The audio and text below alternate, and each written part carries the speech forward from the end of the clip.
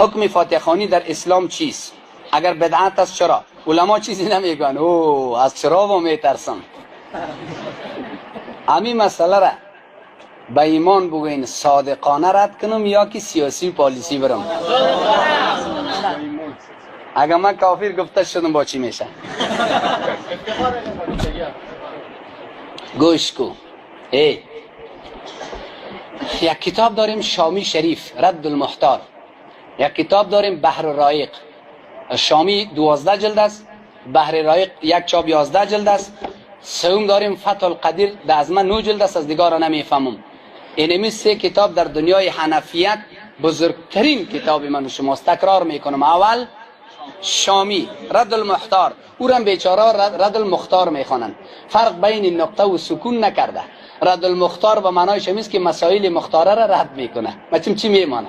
رد المختار معنای شمیست که مسائل حیرت انگیز رد میکنه. رد المختار شامی شریف یعنی اردو نام یکیست. بحر رایق فتح القدیر در ارتباط فاتحه گیری نظر دارن، خدمت شما عرض میکنم. ولی عبارات رد المحتار میگیرم خوشم میایه. یک و قشر صوفیه کرام رحمت الله علیهم بسیار دوستش دارن. به خاطر از امو گروه میدستم که مرا کافر نگو، از امو کتاب خودشان حواله میتون. غل مغل نکو برادران امت اسلامی. سوال فاتحه گیری را گوش بگی که فاتحه ما تو چی میشه. میگه جناب رد المحتار اشاره میکنه اشتراک در جنازه مسلمان برابر احد ثواب است. برابر چی؟ سر قبر رفتن هم برابر احد چیست؟ وقتی که رد المحتار میگه وقتی که سر قبر جنازه که ختم شد، میگه کلی مردم مرددار طرف خانهش، دیگه مردم طرف خانه برا بسم الله اکبر. کسی خفه میشه از رد المحتار خفه شد. از کی؟ کسی وابی میگه کی را بگه؟ باز یک گپ میزنه میگه اولوجه که مردم در فاتحه میگه خب قرآن خوانی است، همین قرآن خوانی ثواب نداره. سواله میاره میگه هل تنتفی الکراهیه، آیا قرائت نمیتونم و قرائت از بین ببره؟ شامی شریف چی میگه؟ و ظاهر لا، ظاهر امیست که هم کراهت دفع نمیتونه. ملا صاحب دیگه چی میگه؟ و ظاهر لا، ظاهر امیست که مکروه نیست. پشت سری از این چیست؟ پشت سری و ظاهر لا میگه زیرا مقصد اینجا میگه این قرآن خواندن نیست. مقصد چی نیست میگه؟ ما در بلخ باستان در صحبت‌های اختصاصیم نکردیم از ترس پالیسی بازی در طلایی که یگان محفل و مرده‌داری است، همونجا پت پت گفتیم. مگم در منبر نگفتیم راستیش. خب عالی میگم اینجا دور است، اگر چی شیطانکا صبح میرسانه. خب هر صورت میگم برو هرچی خدا کد آخرش از امامت میکشه دیگه. روزی رسانی ما خوب نیست.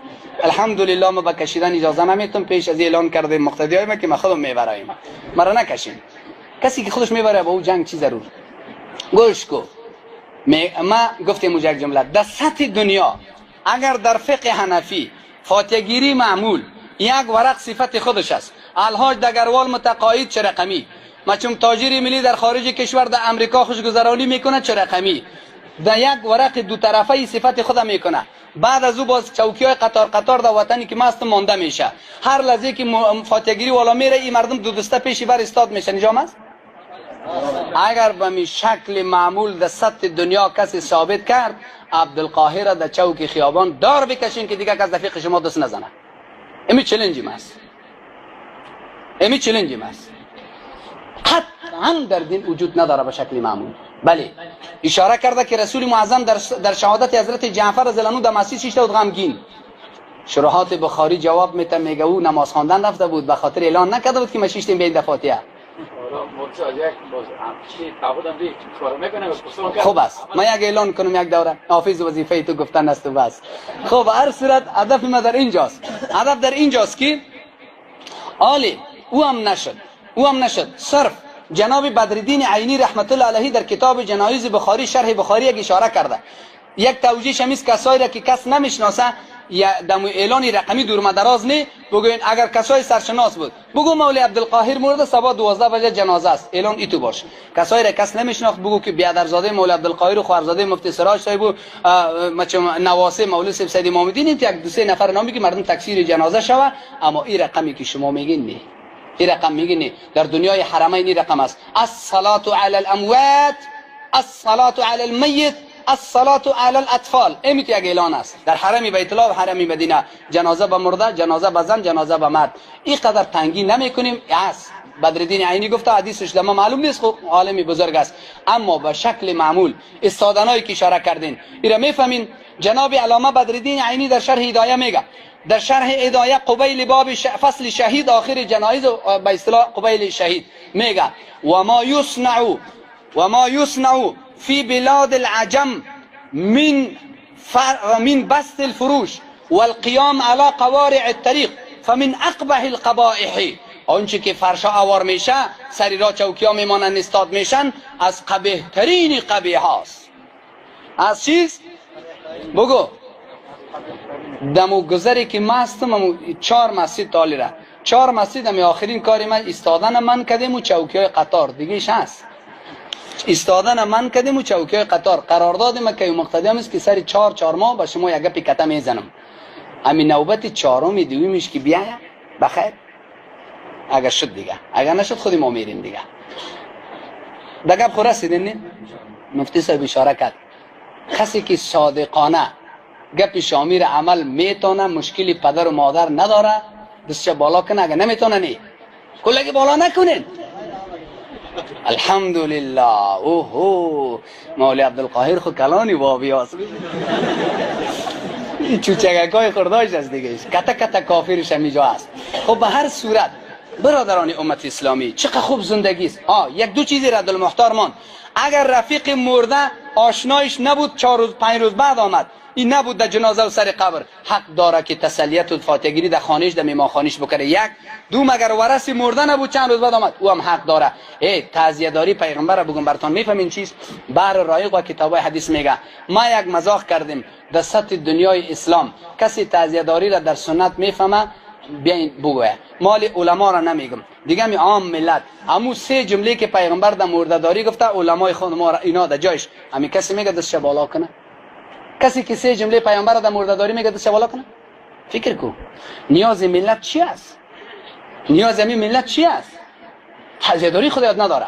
اعظم الله اجرک و احسن عزاءک و غفر لمیتک. الله اجر تو را بزرگ بگردانه، الله صبر تو را نیک بگردانه، الله مرده تو را ببخشه. sizlarni qaysi tilga bildiray? شما را کتی کنم زبان بفهمانم. توشینگیزمی توشمدینگیزمی میفهمین یا نمیفهمین؟ تاسی سرون خلاصی که چاره نرو واردم سرت خلاص میشه کتی کارت خلاص کنم. کدامش کنم که شما؟ و برادر اعظم الله اجرک و احسن عزاءک و غفر لمیتک. این 3 جمله پیغمبر است. اگر در سطح دنیا کسی ثابت کرد که دفاتگیری پیامبر و 4 خلیفه و خیر القرون قرآن خوانده، بازم مرا در خیابانتان دار بکشید. قرآن خواندن خب به طریقه پیغمبر ثواب داره. اسپیکرای بیرون هم چالان است که زمزمه میکنه، ولی در جریان تلاوتش خوبترین قاری ثواب میکنه که پاکتش چند است. قاری صاحب خفه نشین، بسیار معذرت میخوایم. قاری صاحب، ملا صاحب، مؤذن صاحب، نوری دیدیم هستیم، گناهکاری کل هستم. خب ما را در قوطی نسوار جای نکنین، در درون قوطی نسوار یا پچاق پستک نفس کشیدن نتونیم. کمک آزادی بتین. در اختلاط جنسین که مرکز اعلان کرد که زنا و مردا جدا شوه، ما یک صحبت اختصاصی دارم، اختلاط جنسین نام داره. گفتم خدا می کرزه خیر بته، خدا علمای مرکز خیر بته که میقه کار خو کرد، ما را از درون قوطی نسوار کشیده، همه تو کتا نفس کشیدیم، نفسان 7 ساله قید شده را کشیدیم. خدا اینا را خیر بته که زن و مرد جدا شوه باید. خب گفتیم متاساسی. خب به هر صورت فاتحه خوانی. سوال دیگه شمیست که چرا ملا نمیگه؟